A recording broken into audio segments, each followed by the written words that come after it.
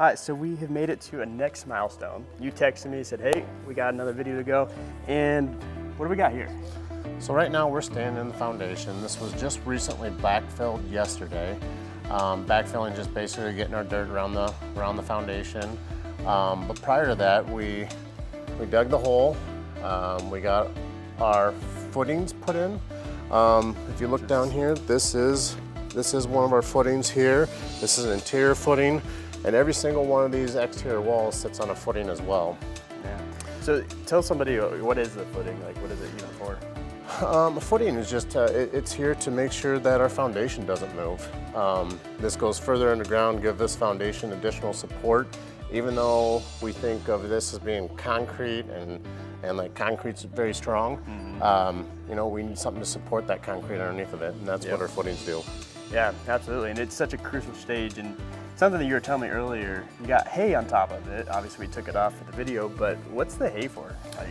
So, you know, because we're building in Iowa, and you know, today we're lucky and it's 50 degrees, but 2 days ago it was, we were negative temperatures here. And so those negative temperatures will create frost in the ground, which can actually hurt our footings. So we will cover those footings with hay to make sure that they're protected from the frost. Yep, just so it doesn't heave up and then you have a destroyed house, right? Right, exactly.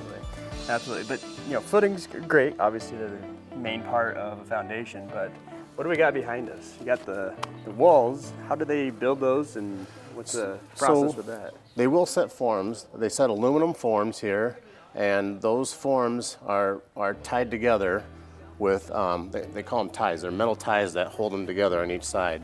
And those will run around the entire perimeter. Well, that perimeter's open enough that you can have what's called a continuous pour. So they'll use a pump truck that they'll move the concrete through this, and then that pour is continuous, which keeps you from having any weak spots in the foundation. You can't pour concrete on old concrete, essentially, right? Right, you don't want it to start to dry. You want it to be wet and continuous. Yep.